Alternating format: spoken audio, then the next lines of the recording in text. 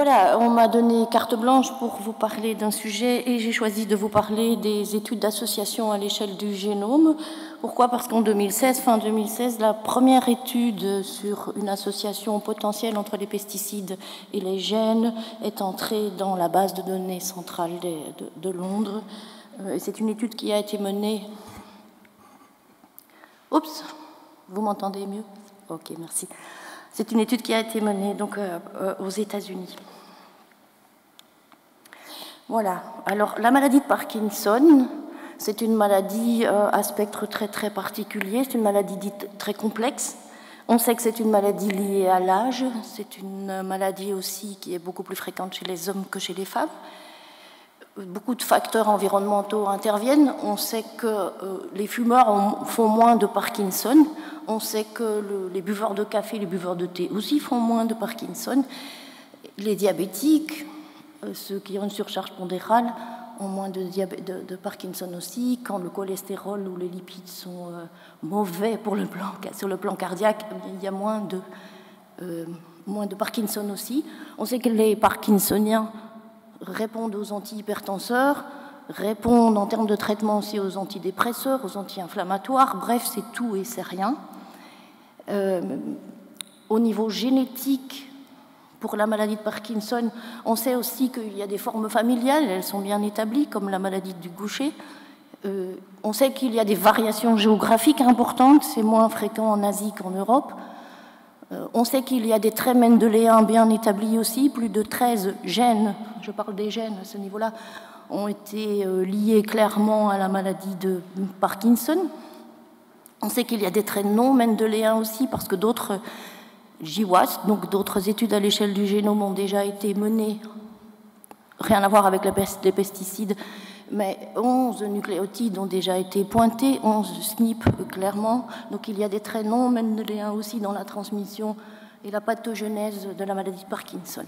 Les pesticides dans tout ça, j'étais toute contente de voir arriver enfin une étude d'interaction gène-pesticide à l'échelle du génome.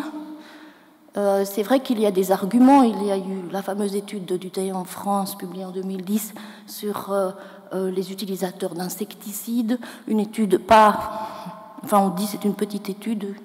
Il y avait 207 cas et 482 contrôles. Elle avait pointé une interaction entre le gène ABCB1 et l'exposition professionnelle à des insecticides dans la maladie de Parkinson, et c'est un gène qui code pour la protéine G, comme on dit, impliqué dans l'épuration des xénobiotiques et des drogues au niveau de la barrière cérébrale. Donc le rôle là, potentiel, existe. Oups. Voilà, alors c'est vrai que les études d'association, ce sont des études de corrélation. Donc on peut corréler tout ce qu'on veut. Il y a un bouquin remarquable écrit par Tyler Vigen sur les corrélations. Ici, vous avez par exemple la corrélation entre le nombre de personnes qui meurent en tombant de leur lit et le nombre d'avocats à Porto Rico. Le coefficient de corrélation, là, coefficient de corrélation très élevé, il est à 0,96. Et donc la corrélation ne veut pas dire causalité, clairement. Mais il faut tenir en tête quand même que la causalité sans corrélation, ce n'est pas possible non plus.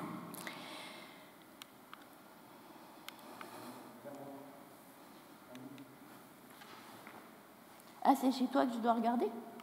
Comme ça? J'y suis. Voilà, alors l'étude de Biernacka, je vais montrer quand même que c'est une étude qui pose beaucoup de problèmes. Elle m'a quelque part très déçue.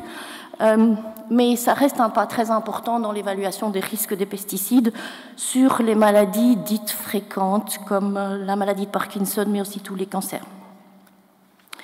Et donc, l'éditeur lui-même a publié cette étude en disant, malgré de nombreuses limitations dans l'étude de Biernacka, elle nous rappelle le grand potentiel des études à l'échelle du génome, qui sont des études non biaisées et qui seront adoptées de plus en plus dans le futur pour essayer de débroussailler ces fameuses interactions entre les gènes et l'environnement dans l'étiologie de la maladie de Parkinson.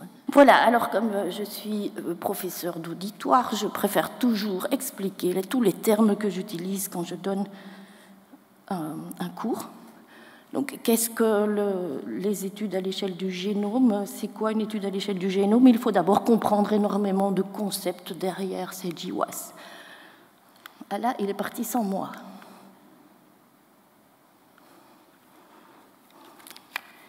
Est-ce que c'est la bonne? Oui, c'est la bonne. Voilà, nous avons dans notre corps beaucoup de cellules. Ces cellules, elles contiennent des chromosomes. Les chromosomes, on peut ici les ouvrir pour former l'ARN. L'ARN, c'est ce qu'on appelle la grande machine moléculaire. Cet ARN, il donne des ordres. Pardon, cet ADN. L'ADN donne des ordres pour fabriquer des protéines. Les protéines se mettent ensemble pour former des cellules, et les cellules se mettent ensemble pour former des communautés de cellules ou des organes. Alors, toute cette machine moléculaire, ici la machinerie, elle est faite à partir de seulement 4 petites lettres, 4 nucléotides, A, T, G, C, et en plus A est toujours avec T et G est toujours avec C. Pour former quoi? 3,3 billions de paires de bases, donc 3 gigabytes. Pour construire un être humain. Quand le A, lui, il est toujours en face du T, je disais le G est toujours en face du C, donc on ne représente pas généralement les deux brins, on représente seulement un seul brin, et ça s'appelle des haplotypes dans le monde de la médecine. Si on analyse les gènes, donc les haplotypes ou des morceaux du génome, on parle de génomique. Si on analyse la production, l'ARN, on parle de transcriptomique. Et si on analyse les protéines, on parle de protéomique. Donc ça, ce sont tous les omiques. Alors, finalement, c'est quoi cette grande machine moléculaire, comme nous l'appelons? C'est le génome. Donc le génome, il est en fait fragmenté en des chromosomes homologues. Ici, il y a des chromosomes homologues avec un allèle et un deuxième allèle, donc tous les chromosomes ont 2 allèles. Et quand sur le premier allèle, on trouve la même chose que sur le second, on dit c'est homozygote, sinon on dit c'est hétérozygote. Un gène, lui, c'est une toute petite séquence de l'ADN, généralement de 5000 à 7000 paires de bases, et qui code pour une protéine, en tout cas dont la fonction est connue. Donc un être humain, finalement, un génome. Environ 20 000 gènes, 2 fois 23 chromosomes. En fait, c'est 2 fois 22 identiques. Et puis alors, il y a le chromosome sexuel qui peut être différent. C'est environ 100 trillions de cellules dans le corps humain. Et donc le génome de 2 personnes, il est à plus de 99,9% le même. Donc il y a moins de 1 pour 1000 de différence entre 2 personnes au niveau de leur génome. Et donc le nombre de paires de bases qui fait la différence est inférieur à 1 pour 1000. 1 pour 1000 de 3 billions, ça reste quand même 3 millions de paires de bases. En plus, dans ces 3 billions de paires de bases, il y a plus de 95% qui ne codent pas pour les protéines. Donc, grosse question, à quoi ça sert? Donc l'idée d'aller voir chaque paire de bases, c'est pas une idée qui est stupide du tout. Si on regarde par exemple la couleur des yeux est déterminée par un seul SNP, donc un seul variant sur un nucléotide. Donc aujourd'hui, le SNP, SNP, en français on dit aussi le SNP. Le SNP, c'est l'unité de variation génétique qui a été adoptée. Donc la génétique, elle va s'occuper d'aller voir les gènes. Elle va rester dans son domaine qui est l'ensemble des maladies monogéniques, comme par exemple la mucoviscidose, qui est rare, une naissance sur 4000.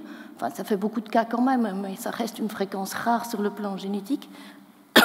La génomique, elle va attaquer tout ce qui est maladie complexe en regardant en fait tous les SNPs dans le génome complet. Donc elle va s'intéresser à ce qu'on appelle des maladies multifactorielles, comme les cancers, maladies cardiovasculaires, maladies lipidiques, Parkinson, maladie de Crohn, et elle va considérer les interactions gènes-environnement.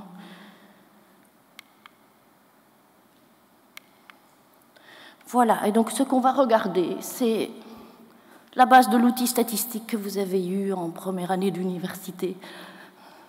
Un groupe avec des cas, un groupe avec des contrôles, une fréquence à l'intérieur des cas, une fréquence à l'intérieur des contrôles, et l'hypothèse qui est derrière, c'est que simplement la fréquence chez les contrôles est plus basse que la fréquence chez les cas de malades. On peut regarder ça au niveau allélique, on peut regarder ça au niveau génétique.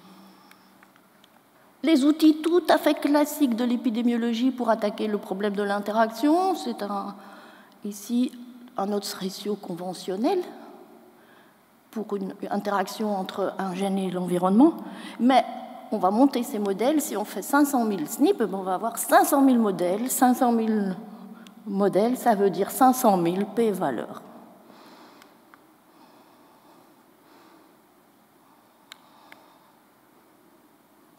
Il n'est pas très discipliné. Hein. Voilà, j'y suis. On n'a pas sauté deux. Non, voilà. Donc la théorie qui est derrière ce qu'on appelle les GWAS, donc les études d'association à l'échelle du génome, c'est la théorie basée sur le fait que les maladies sont fréquentes, alors elles sont aussi associées à des variants génétiques qui sont fréquents. Donc, beaucoup de gènes de grande fréquence ont chacun un tout petit impact sur les traits complexes. Et c'est la somme de ces tout petits impacts qui va faire que les problèmes vont apparaître. Et ça peut être influencé aussi par des facteurs environnementaux, de là les modèles d'interaction. Donc on va penser le SNP ou le gène en génomique non plus comme un lien causal, mais comme une contribution au risque plutôt que... Et on va parler donc de susceptibilité des maladies. Donc, c'est pas parce que le gène est là qu'on est malade. On est malade peut-être parce que le gène était là et qu'il a rencontré ce qu'il n'aurait pas dû rencontrer. Ça, c'est la théorie qui est derrière. Mais sur un ensemble important, par exemple dans les maladies cardiovasculaires, les anomalies lipidiques, on a pointé aujourd'hui 180 SNP à peu près, pour expliquer les modèles lipidiques. On sait aujourd'hui, par exemple, dans la maladie cardiovasculaire, que l'obésité, ça n'a plus rien à voir avec le problème des maladies cardiovasculaires. C'est vraiment un problème lié au cholestérol. Voilà, finalement, les études, les GWAS, les études d'association à l'échelle du génome, c'est un outil extrêmement performant pour aller investiguer toute l'architecture génétique des maladies humaines. Alors, formellement, une GWAS, c'est une expérience qui implique simultanément le scanning de 500 000 à 2 500 000 aujourd'hui, 2 500 000 sur les plateformes Illumina, de SNP, donc de position dans le génome, à travers tout le génome de beaucoup de personnes. On travaille généralement avec 2000 à 100 000 personnes pour trouver des variations génétiques qui pourraient être associées à des signes complexes de maladies. Alors évidemment, grand nombre de tests, ça veut dire, si on va voir 1 million de SNP, ça veut dire que c'est fini les p-valeurs du premier cours de l'université à 5%. On est passé maintenant de 5% divisé par 1 million à 10-8. Donc ça veut dire qu'il faut atteindre des seuils de signification extrêmement petits dans les études GWAS. Il est rebelle, hein. Et tout ça pour trouver quoi? Pour trouver quoi, par exemple, dans la maladie de Crohn, ici, sur le premier chromosome, une substitution, un G qui s'est transformé en un A, et qui n'est pas rare chez 7% des personnes, a un seuil de signification, ici, 10-19. C'est ça qu'on cherche. Voilà, alors, d'accord. Est-ce qu'il faut vraiment aller voir 3 billions de SNP pour trouver une petite substitution quelque part? Non. Nos ancêtres, les pionniers, sont toujours là, vous savez. Les pionniers des GWAS ont bien travaillé. Ils avaient 3 word packages. Le premier word package, c'était essayer de décoder le génome humain chez les personnes normales.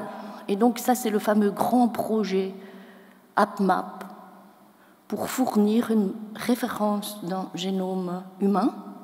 Leur deuxième word package, c'était ouvrir un catalogue de toutes les GWAS publiées, de manière à rendre ça ouvert et libre à tous.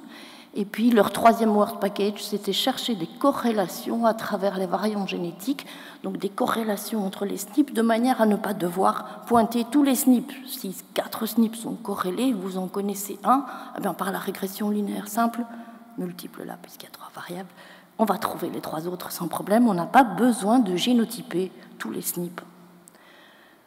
Et ça, c'est le linkage des équilibres, je vous montrerai. Voilà. Hop. Il est parti avant moi.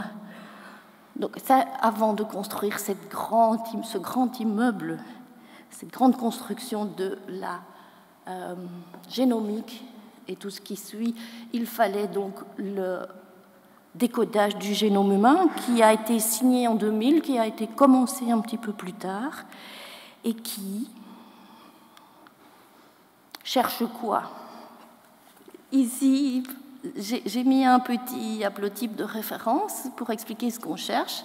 À partir de cet haplotype de référence, ici, on peut avoir, vous voyez ici, une inversion entre le vert et le bleu. Vous pouvez avoir un nombre ici à 2 bleus, donc un nombre variable de copies. On peut avoir ici le vert qui a disparu, on appelle ça une délétion. Et ici, il y a un brun qui est venu s'insérer à l'intérieur, c'est une insertion. Donc ce qu'on recherche à travers toutes les variations, ce sont ce type d'anomalie ou de différence entre les populations. Et donc ce fameux projet de 1000 génomes, c'est en fait 1029 qui ont été décodés. Le travail a été terminé récemment, il y a 26 populations à l'échelle mondiale qui ont pu être typées. Janvier de cette année-ci. L'assemblage ici, le génome de référence pour les comparaisons chez l'être humain, il porte le numéro 38.P10. Effectivement, ils ont bien trouvé les fameux 3 billions de paires de bases. Ils ont montré aussi qu'il y avait plus de 3 billions aussi qui ne codaient pas. Donc il y a bien 5% du génome dont on connaît la fonction baptisée gène. Et il y a 95%, on ne sait pas encore à quoi ça sert. En avril ici de ce mois-ci, la phase 2. Oups. J'y suis. Donc en avril de cette année-ci, la phase 2 a été signée entre les Anglais et les Américains. C'est l'université d'Oxford qui est derrière. Mais dans le sud de la France, à l'université de Pau aussi, il y a des groupes qui sont extrêmement actifs dans le domaine et qui vont participer. D'ailleurs, je pense qu'il y a au mois de début juillet déjà un été sur les GWAS qui va commencer. Voilà, donc deuxième Word Package de nos amis, c'était ce fameux catalogue. Ce catalogue aujourd'hui existe sur Internet.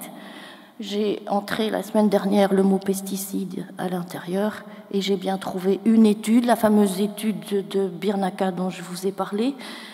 C'est la seule étude qui a jusqu'à présent été menée sur le rôle potentiel des pesticides dans une pathologie.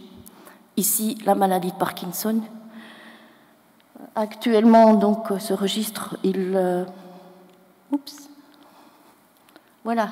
contient 2882 études. C'est une ontologie assez merveilleuse, donc ça se présente comme ça. Vous avez le premier chromosome, deuxième chromosome, troisième chromosome, et ainsi de suite. Les couleurs font référence à tous les traits ou les maladies. Si je prends... par exemple, le vert foncé ici, c'est toutes les enzymes du foie. Ça apparaît là sur le premier chromosome, puis aussi un peu sur le deuxième. Le troisième, je ne vois pas bien. Le quatrième aussi, c'est présent, et ainsi de suite. Donc, vous pouvez filtrer selon la pathologie à laquelle vous vous intéressez ou le trait auquel vous vous intéressez. Vous pouvez filtrer grâce à cette ontologie merveilleuse ce que vous recherchez. C'est public. C'est nettoyé de manière manuelle encore aujourd'hui. Ce ne sont pas les ordinateurs qui travaillent tout seuls là-bas. Et c'est complètement libre d'accès, c'est gratuit. Vous envoyez un petit mail et vous recevez les données dans des fichiers Excel. Donc, le deuxième Word Package de nos amis était terminé. Troisième work package, c'était faut-il vraiment taguer, génotyper tous les SNP, les 3 billions de SNP? Bien non. Donc, on a laissé aux généticiens le travail de la génétique. Si on trouve ce qui s'appelle une mutation. Et donc, en génétique, en génomique, quand un trait, un allèle a une fréquence qui est inférieure à 5%, on parle de mutation, on parle de maladie, et on dit ça c'est le boulot des généticiens. Quand la fréquence est plus élevée que 5%, on parle de SNP, et c'est le travail de la génomique. Biologiste, statisticien, informaticien, on est tous dans la galère.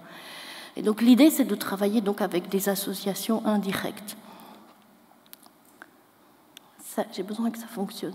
Voilà, si j'ai ici un marqueur et que ce marqueur, ce SNP, il est en association statistique avec la maladie ou le trait que je regarde, ce que j'espère, c'est qu'à travers ce fameux triangle, s'il est en corrélation, la corrélation en génomique, ça s'appelle le linkage déséquilibrium, s'il est en corrélation avec ses voisins, les SNP tout autour de lui, alors c'est que le coupable se trouve quelque part, c'est lui qui est le gène, enfin pas gène ici, le SNP qui est responsable de la maladie, en tout cas qui contribue à la maladie.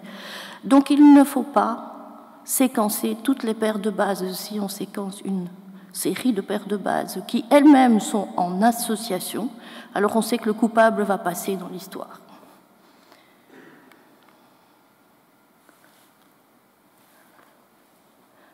Il n'est pas aussi rapide que moi. Voilà, ce qu'on produit alors, ce sont ces fameux graphiques des diamants. Oui, ce sont un peu des diamants.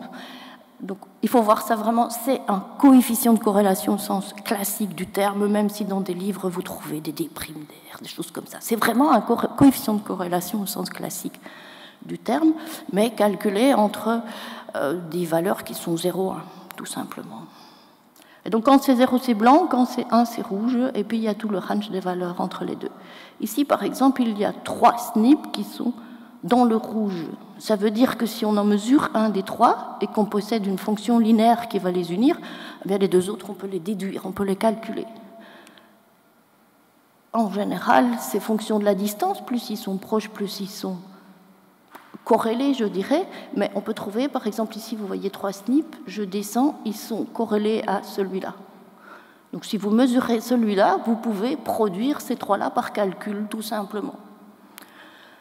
Donc grâce à ce grand travail que HapMap a fait, on ne doit pas mesurer les 3 billions.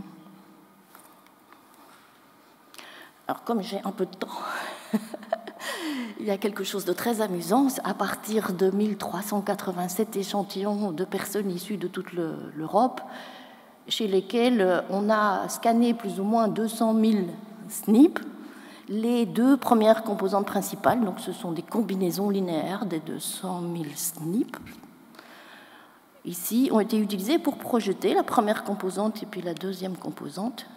Alors c'est amusant parce que quand on met en couleur la carte de l'Europe et quand on met en couleur la carte génétique, il y a une proximité assez intéressante. Les Portugais, ils ont tendance à dire qu'ils ne sont pas espagnols, mais quand vous voyez leur génétique, c'est un peu... on ne dira rien. Même chose pour les Irlandais et les Anglais. Nous, les Belges, on est quand même entre les Hollandais et les Français, quoi. Sur le plan génétique aussi. Les Suisses sont là, au milieu de nulle part, pour ne pas changer. Les Chypriotes sont loin de leurs voisins. Géographiquement, ils sont quand même tout près. Ils restent loin de leurs voisins. La génétique révèle beaucoup de choses.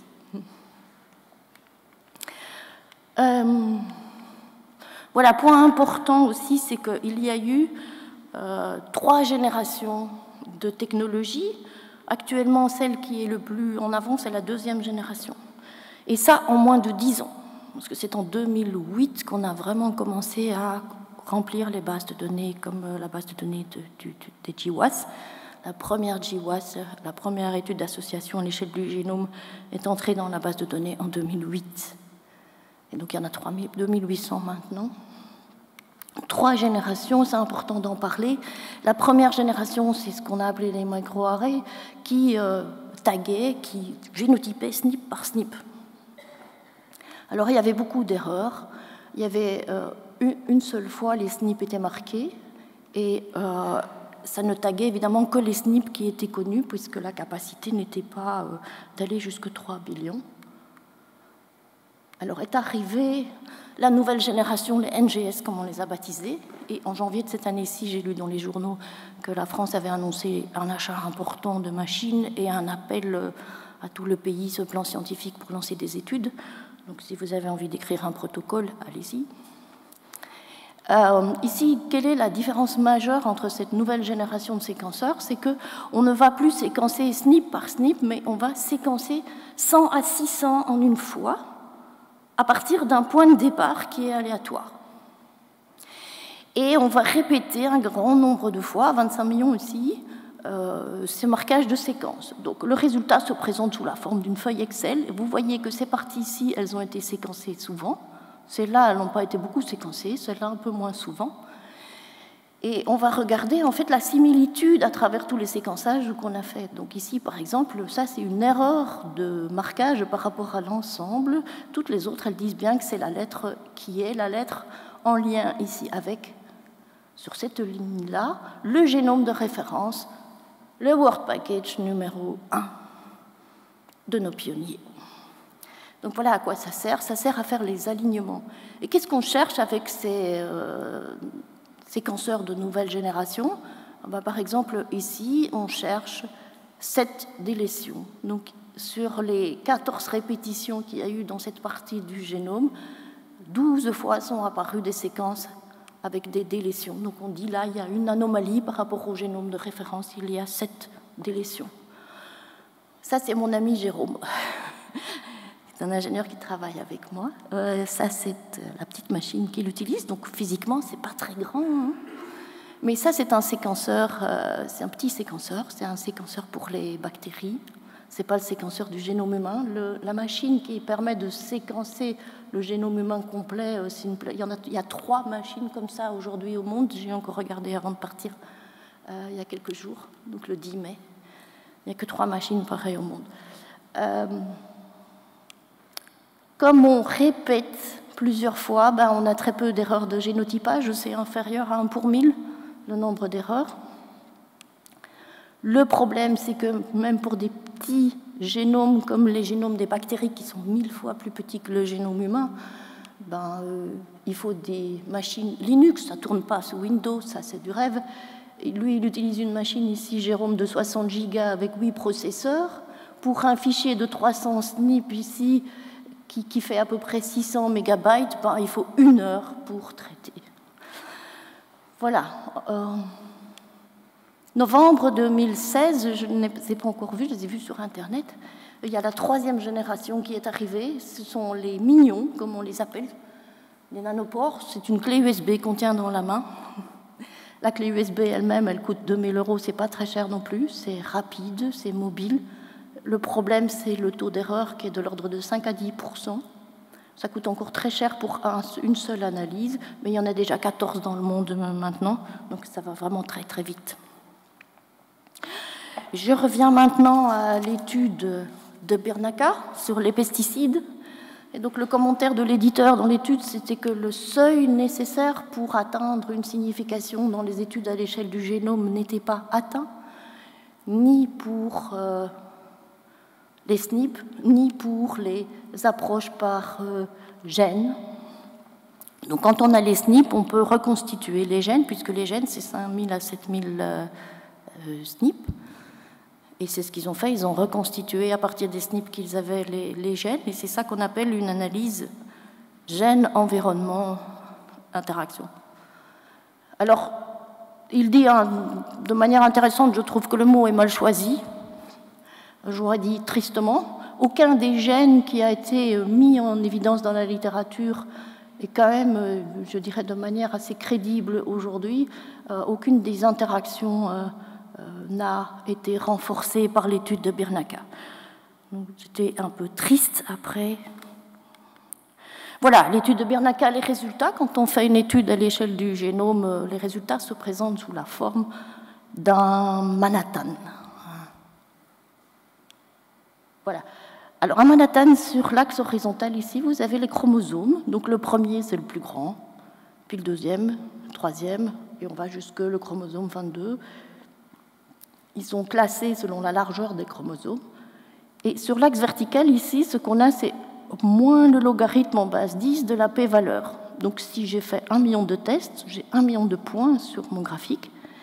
Et mon axe vertical, ici, c'est moins le log 10 de ma p-valeur. Par exemple, si j'ai une p-valeur à 10 moins 5, bien moins le log 10, ça va me donner 5. Ici, dans l'étude de Bernacca, 5 est ici. Le seul point important, et c'est même pas important puisqu'il était à 5,5, ça c'est 5,5 ici, c'est ce point-là qui pourrait dire que dans le chromosome numéro 9, il y a quelque chose. Sinon, ailleurs, il n'a rien montré. Alors, si on regarde l'étude de Bernacca, donc c'est 364 cas, 364 contrôles. Il a tagué seulement 149 000 SNP et tout le reste, il les a recalculés à partir de HapMap. Donc, finalement, il n'a pas beaucoup mesuré. Il n'a pas beaucoup mesuré et son Manhattan, il est rempli de bruit, comme on dit. Ça, c'est un beau Manhattan pour vous montrer ce que c'est qu'un Manhattan de référence.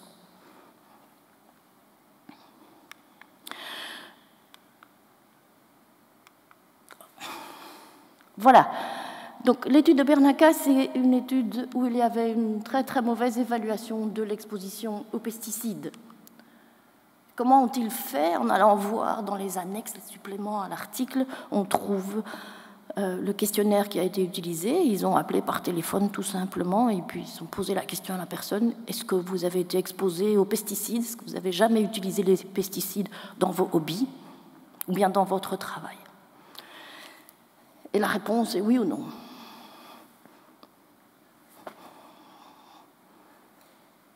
J'appelle pas ça de l'évaluation d'exposition aux pesticides. Et c'est ça qui est vraiment dommage, parce que quand on lit, on a l'impression qu'on ne comprend rien à cette étude, et puis si un jour on la met dans une méta, il faut jeter les études de mauvaise qualité. Voilà. Et donc l'éditeur avait quand même compris, parce que sinon il aurait reçu une petite lettre, hein. L'éditeur avait écrit que l'étude de Bernacca, elle a beaucoup de limitations. D'abord, c'est une étude rétrospective. Ok, ça c'est pas très grave. Un manque de données quantitatives, bah oui, il n'y a pas de données du tout. Une petite couverture génomique, oui, dans l'abstract, c'est écrit qu'ils ont tagué 700 000 SNP, c'est pas vrai. Ils ont analysé 700 000 SNP, ils ont tagué 240 000 SNP, même pas 140 000. Et puis, c'est l'éditeur qui commande toujours une petite taille d'échantillon par rapport aux études à l'échelle génomique, effectivement, c'est une petite taille d'étude.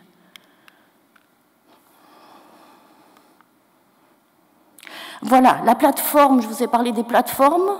Première génération, les plateformes SNP par SNP, avec quand même pas mal d'erreurs. Et ici, ils ont récupéré des anciennes données qui avaient été utilisées pour faire du GWAS sur la maladie de Parkinson. Probablement qu'il y avait un étudiant qui devait terminer sa thèse. Et c'est à partir de ces données-là, collectées sur les anciennes plateformes, qu'ils ont fait une étude supplémentaire par ces appels téléphoniques pour l'exposition aux pesticides. C'est un peu dommage quand même. Et donc, ils ont quand même pas mal d'erreurs de génotypage. Et c'est pour ça que le Manhattan ne donne rien du tout. Voilà. Donc, quand on a des mauvaises données d'exposition, quand on a des mauvaises données aussi de génotypage,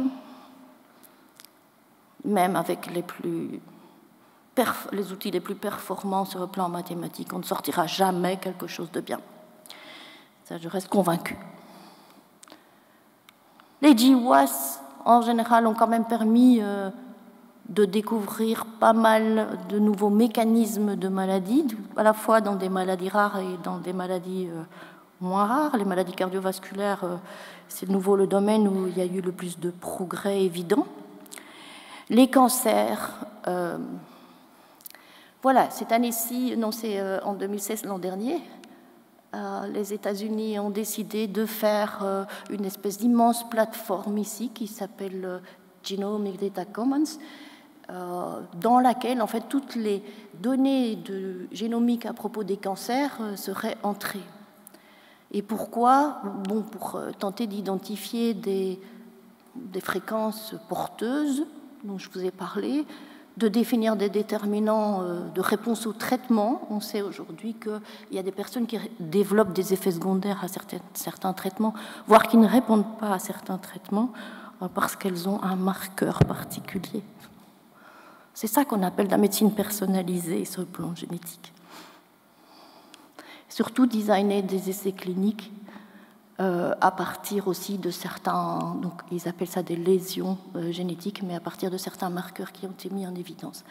Alors, rien que pour aller télécharger là, ici la base de données de référence qu'on appelle l'atlas des cancers, cet atlas des cancers, il a 1 pétabyte de taille, il a plus de 575 000 fichiers, 575 000 fichiers en janvier 2017, uniquement pour tenter de télécharger les données de référence de l'atlas, pas encore analysées.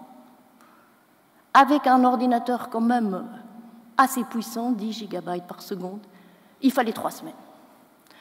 Donc le gros problème aujourd'hui de la génomique, c'est qu'on est dans le tout big data. Voilà. Donc si vous voulez faire comme Calvin, à partir du moment où ça devient trop compliqué, on jette les bouquins. Non, je pense franchement aujourd'hui que la génomique, elle commence